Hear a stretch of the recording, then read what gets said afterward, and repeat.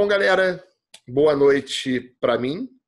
Bom dia para a nossa correspondente na Ásia, que está aqui do lado. Está falando do futuro.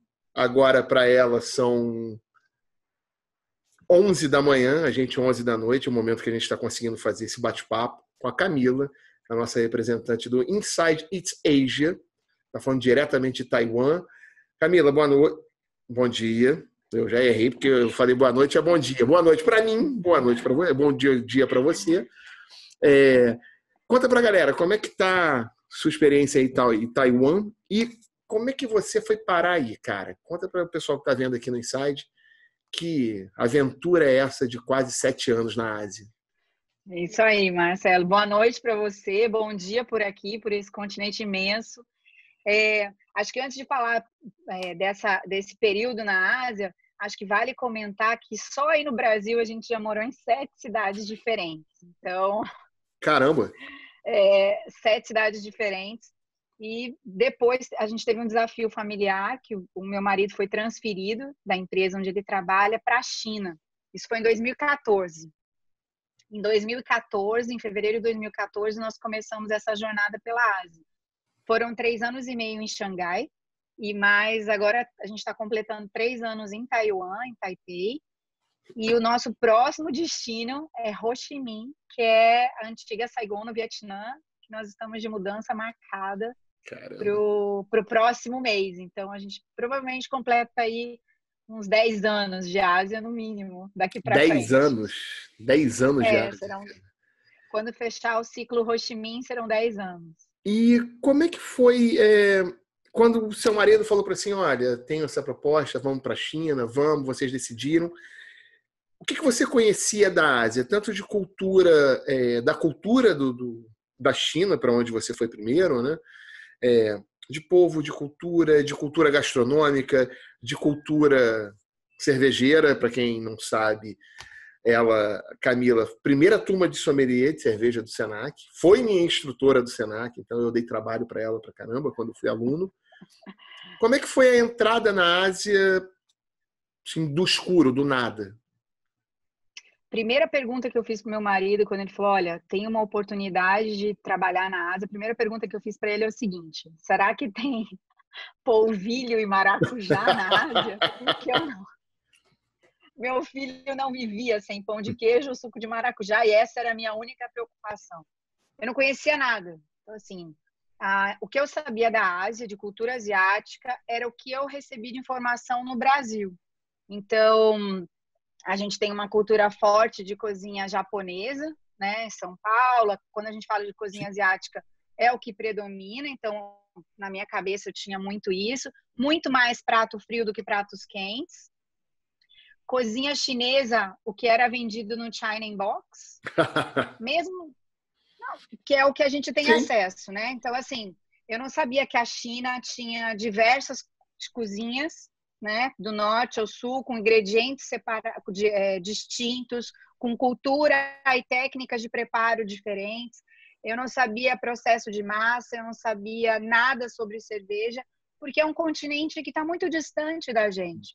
E mesmo quando você está na escola fazendo o curso de gastronomia, que foi quando a gente fez, quando eu fiz também, ele é muito mais voltado para as nossas influências mais intensas, que eu acho que é a Europa, a gente tem uma parte de a culinária das Américas, a cozinha oriental, mas ela é muito superficial. Eu acho que pelo fato da gente ter sido colonizado por europeus lá, portugueses, e muita gente no sul, que foi onde eu nasci, a gente tem uma forte influência europeia, a gente está muito mais ligado a essas tradições do que propriamente a cozinha asiática. Então, eu posso dizer que eu não sabia nada. Eu sabia o superficial. Eu tinha noção sobre algumas coisas. Mesmo sendo da área de gastronomia, não era uma área que eu me aprofundava muito, né? Por todas essas diferenças e até mesmo porque a gente não tem muita informação sobre o que é na realidade, sobre hábitos culturais, sobre ingredientes, sobre técnicas. É muito mais alguém que vá para fora e volta com essa bagagem para compartilhar com a gente do que propriamente livro, bibliografia sobre o assunto. Então, a gente tem que pesquisar muito, e aí você tem que pesquisar, se você mora no Brasil, você tem que pesquisar, e aí você tem que pesquisar em inglês, porque a gente também não tem esse conteúdo em português. Então, acaba que você fica nesse conhecimento que é básico. E quando eu vim para a Ásia, o mundo se Abriu. abre. Porque aí você tem técnicas, ingredientes, e você tem milhares de coisas diferentes para você conhecer, e tradições, e cerveja, e chá, que é super forte, e o café também. E esse mundo se abre e fala, peraí, a massa que você faz, eu não preciso fazer com água fria, eu vou fazer com água quente. O noodles que você faz, o macarrão, eu não preciso de ovo. Sei lá da Europa, aqui eu vou fazer com trigo e água. Então, tudo você acaba se reinventando e aprendendo técnicas diferentes para você utilizar no dia a dia. Isso foi incrível. Eu estava dando uma aula outro dia de comida de inglês para gastronomia. Aí dentro do material do Senac, você está falando de técnica, me veio agora na cabeça isso. Tinha um cardápio que fazia um cardápio étnico e tal, e tinha comida oriental, mas eles tinham o stir fry, que é salteado oriental. É o salteado. Mas é totalmente diferente da maneira como a gente faz. E aí eu fui começar a estudar para poder falar com os alunos e tal, já que eu vou falar, eu tenho que conhecer um pouco também. E aí você começa a estudar a maneira, por que a wok é dessa maneira, a temperatura que você atinge nos cantos, na base, do lado. Quando você salteia, a temperatura vai mudando até quando está no ar. É super interessante. Aí tem um vídeo que eu mostrei para eles de 5, 6 minutos. Que um cara está na rua, ele está na China, fazendo comida indiana, no stir fry, que ele em 6 minutos o cara faz 4 pratos. É muito bacana. Marcelo, sabe uma das coisas que eu mais me encantei na China? Primeiro porque quando a gente fala de Ásia, culinária, principalmente culinária chinesa, eu estou falando de uma culinária milenar. Eu estou falando de um país que tem mais de 4.000 anos de história e que tem um passado marcado por guerra, fome, uso de ingredientes para a própria sobrevivência, e vem a história de você consumir ingredientes exóticos, enfim. Mas um dia eu fui convidada eu estava trabalhando na China e fui convidada a conhecer um restaurante tradicional chinês, a cozinha, e se quisesse fazer alguma coisa lá. Mas o chefe me levou para a cozinha, eu passei o dia lá com eles, mas eu não conseguia cozinhar, porque a estrutura da cozinha, o processo do preparo do alimento deles é completamente diferente do nosso. Sim. Então, a boca do fogão é uma labareda desse gigantesca, tamanho, né? E é onde você encaixa o wok. Então, o fogão para fazer a comida chinesa é diferente do nosso tipo de fogão. Então, você tem alta temperatura, porque eu tenho que alimentar a multidão. Estou falando de um país de 1.400.000.000 de pessoas quando eu falo da China, só a China. Então, tem que ser rápido. Exatamente. Então, eu tenho que ter a alta temperatura, uma panela que se adeque a isso e que eu consiga fazer o processo de cozimento muito rápido, porque tem um monte de gente no salão esperando. E outro processo, o ritual de alimentação do chinês é diferente do nosso. Então, eu vou sentar numa mesa redonda, eu vou ter diversos pratos, eu vou começar com as entradas frias, eu tenho a sopa, e que aí é super diferente também. O chinês, ele está acostumado, quando eu falo da culinária chinesa de tradição, o chinês, ele está acostumado ele quer se alimentar e ele acredita e usa preceitos, por exemplo, do Feng Shui, alimentos que possam curar o corpo. Então, todo o processo de alimentação, ele é pensado para trazer bem-estar para o corpo e para a alma. Isso é muito legal também. Tanto é que aqui tem algumas especiarias, tanto na China quanto em Taiwan, que você encontra nas farmácias. As farmácias você pode comprar... porque a especiaria, ela é, por exemplo, a cúrcuma é anti-inflamatório. Você encontra no supermercado. Só que se eu quero encontrar uma com uma qualidade diferente, um ginseng, alguma coisa que eu, sei lá, que eu precise de uma qualidade superior, é na farmácia que eu vou encontrar. O açafrão, principalmente. Caramba!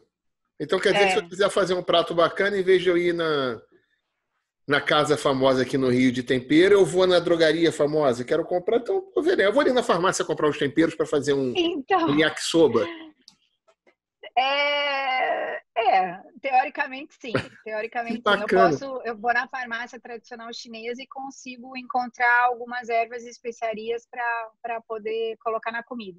Que bacana. Você estava comentando que assim, a gente quando fala de China, né, hoje em dia, Covid, e empregos e eletrônico e tal, mas a China tem exatamente isso que você falou, mais de 4 mil anos de história. Né? É um país riquíssimo culturalmente. E aí você saiu da China e foi para Taiwan. Como é que é Taiwan? A questão de cultura é tão antiga quanto a China? Sofre essa influência da China, pela China ser tão grande, tão poderosa culturalmente? Eu não vou entrar na questão de grana, de influência política, mas a cultura permeia ou os países se influenciam, mas cada um tem sua identidade muito própria? Então, eu acho que vale a pena falar sobre isso, é super interessante. Primeiro porque a gente vive uma questão política separatista. Sim, Então, Taiwan, a China diz que Taiwan faz parte do território chinês, da grande China, e Taiwan fala não, eu não faço, eu sou um país livre, independente e democrático, que a China não é o caso da China. que já é Então, uma confusão, né? Taiwan Já começa uma confusão já é uma aí. confusão, exatamente, já é uma confusão. Na minha opinião, na minha percepção, isso eu falo como indivíduo, Camila, né? São dois países diferentes, completamente diferentes. E assim, a gente tem influência, eu tenho uma influência da tradição culinária, então eu tenho, por exemplo, um dos maiores restaurantes, um dos mais conhecidos restaurantes de comida chinesa, taiwanesa, é o Din Tai Fu, que hoje ele está no mundo inteiro, já foi super premiado, e ele é aqui de Taiwan, Uhum. então nasceu aqui em Taiwan e hoje tem em Nova York, Europa, vários lugares. Mas assim, são dois países independentes. Taiwan, ela foi, acho que em 1500 e alguma coisa, não me lembro exatamente. Os portugueses vieram Chegar, para né? cá, chegaram aqui e deram o nome de Ilha Formosa Sim. para português, Que era para como era Taiwan. conhecida, né? Eu estudei É, Ilha Formosa. então, era Assim, Ilha já tem muito Formosa. tempo, né? Então, e a gente teve depois, os espanhóis vieram, a gente tem muita história aborígena em Taiwan, então a gente tem essa questão do indígena, como é conhecido no Brasil, então eu tenho o aborígena aqui, que tem a sua comida tradicional, que tem a sua cultura, e a gente também tem um período mais recente da história que marca que Taiwan foi colônia japonesa, então a gente tem uma forte influência cultural japonesa, então o taiwanês ele vê o Japão com os bons olhos e como exemplo a ser seguido, Sim. quanto à organização, educação, trânsito, reciclagem de lixo. Taiwan é um exemplo mundial de reciclagem de lixo. E ao mesmo tempo, a gente tem, na época da Revolução Cultural na China, quando Mao Tse-tung fala, olha, ou você, né, que eles ganham, e ele fala assim, olha, é, é melhor vocês saírem do país, e as pessoas saem foragidas e vêm para Taiwan, então vieram cerca de 2 milhões de chineses para cá, Tá. porque senão eles seriam provavelmente aniquilados por lá, então eles vêm para cá. Então você tem uma grande influência japonesa, uma forte influência de tradições chinesas, quanto na religião, na alimentação, mas é um país diferente. É um país que olha para o futuro, que respeita as diferenças. Bacana. A Taiwan, a gente tem uma presidente que é uma mulher, que é a Miss Tsai, e eu sou louca por ela, e é o primeiro país na Ásia com casamento LGBT, então casamento é legal, Olha que e, legal. e eles trabalham muito com essa questão da diversidade, das diferenças, aceitar. Então, são dois cenários completamente diferentes, são dois países diferentes. E É aí isso. agora você vai Vietnã, que é a Vietnã. grande, assim, para nós, né? Vamos falar assim, para uma grande parte dos brasileiros, eu acho até do mundo, né? Pensa no Vietnã, quando lembra do Vietnã, lembra guerra. Estados Unidos e Vietnã. A gente não sabe por que da guerra. Óbvio que tem as questões geopolíticas da época, da dominação dos Estados Unidos, não podia deixar os russos dominarem e tal, mas assim, o Vietnã, para uma grande parte da população mundial, só é conhecido por causa da guerra. Como é que é ir para o Vietnã agora? E o que você sabe do Vietnã?